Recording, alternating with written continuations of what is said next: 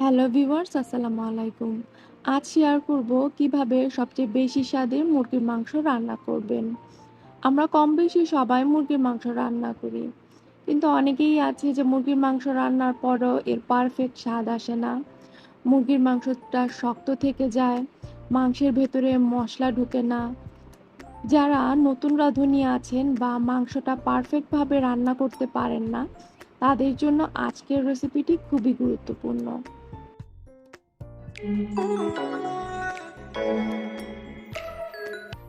রেসিপিটি তৈরির জন্য এখানে দিয়ে দিলাম 4 টেবিল চামচ পরিমাণ সয়াবিন তেল। তেলটা যখন হালকা গরম হবে তখন এর মধ্যে দিয়ে দিতে হবে পেঁয়াজ কুচি। আমি এখানে 1 কাপ পেঁয়াজ কুচি ব্যবহার করছি। মুরগির মাংস রান্নায় পেঁয়াজের পরিমাণটা একটু বেশি দিবেন, এতে করে এর স্বাদটা ভালো আসে।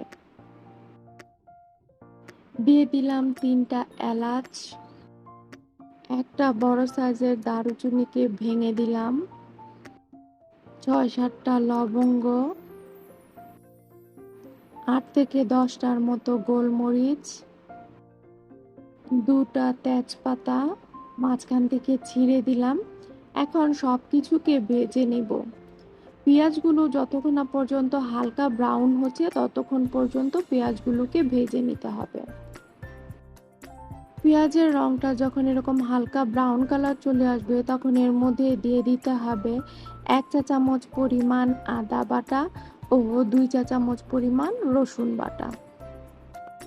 এখন বাটা মশলাগুলোকে খুব ভালো করে ভেজে নিতে হবে এই তেলের মধ্যে 1 মিনিটের মতো। এতে করে বাটা মশলার যে একটা কাঁচা গন্ধ সেটা দূর হয়ে যাবে। এখন অ্যাড করে দিলাম 1 চা চামচ হলুদের গুঁড়ো, 3 চা চামচ মরিচের গুঁড়ো। মরিচের গুঁড়োটা আপনারা আপনাদের স্বাদ মতো দিয়ে নেবেন। 1 চা চামচ ধনিয়ার গুঁড়ো ও 1/4 চা চামচ গরম মশলার গুঁড়ো। আরও অ্যাড করে দিলাম সামান্য পানি, যেন মশলাগুলো পুড়ে না যায়। এখন সব কিছুকে খুব ভালো করে কষিয়ে নিব। অল্প অল্প করে পানি দিয়ে দিয়ে মশলাটাকে খুব ভালো করে কষিয়ে নিতে হবে। ততক্ষণ পর্যন্ত কষাতে হবে যতক্ষণ না এর কাঁচা গন্ধটা দূর হয়ে যায়। পানিটা একবারে দিতে যাবেন না, অল্প অল্প করে পানি দিয়ে দিয়ে যখন পানিটা শুকিয়ে যাবে তখন আবার পানি দিয়ে দিয়ে মশলাটাকে কষিয়ে নেবেন। দিয়ে দিলাম স্বাদ মতো কিছুটা লবণ।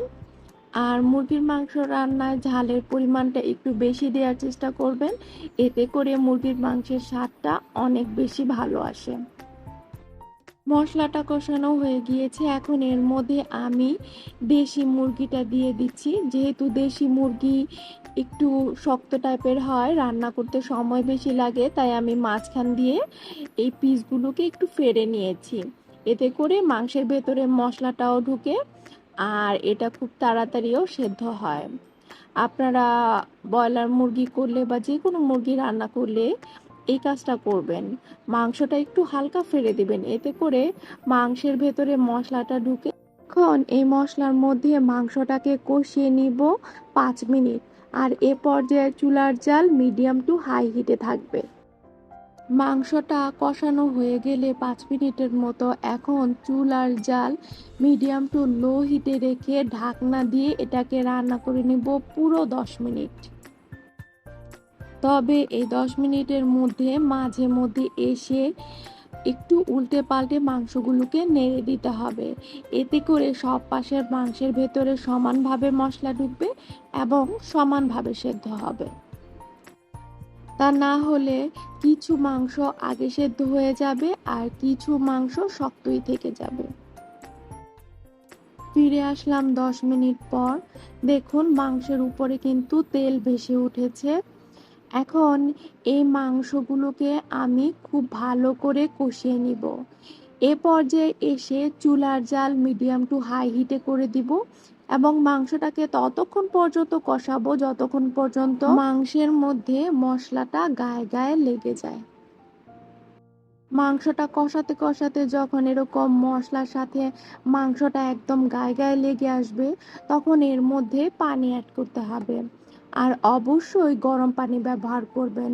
মুরগির মাংস বা গরুর মাংস যে কোনো মাংস রান্না করায় কখনো ঠান্ডা পানি ব্যবহার করবেন না।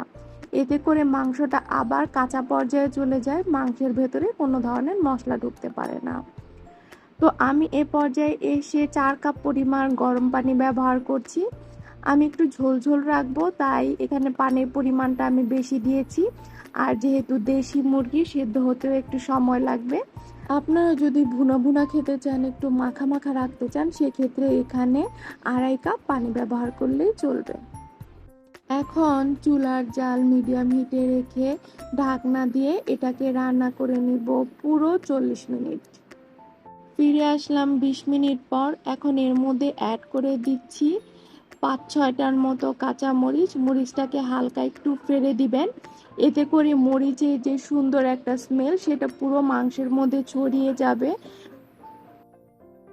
এখন আবারও এটাকে ঢাকনা দিয়ে রান্না করে নিব আরো 20 মিনিট।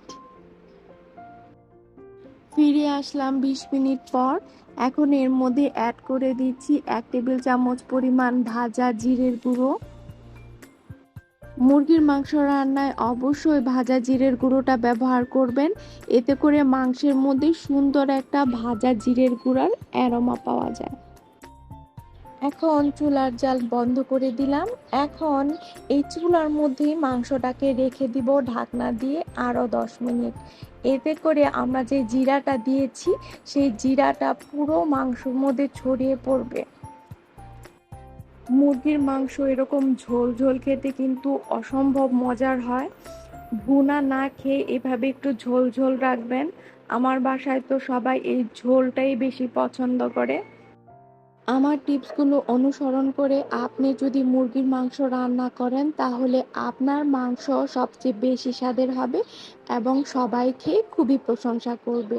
রেসিপিটি অনুসরণ করে আপনি যদি বাসায় মুরগির মাংস রান্না করে থাকেন, আমাকে কমেন্ট করে জানাতে ভুলবেন না।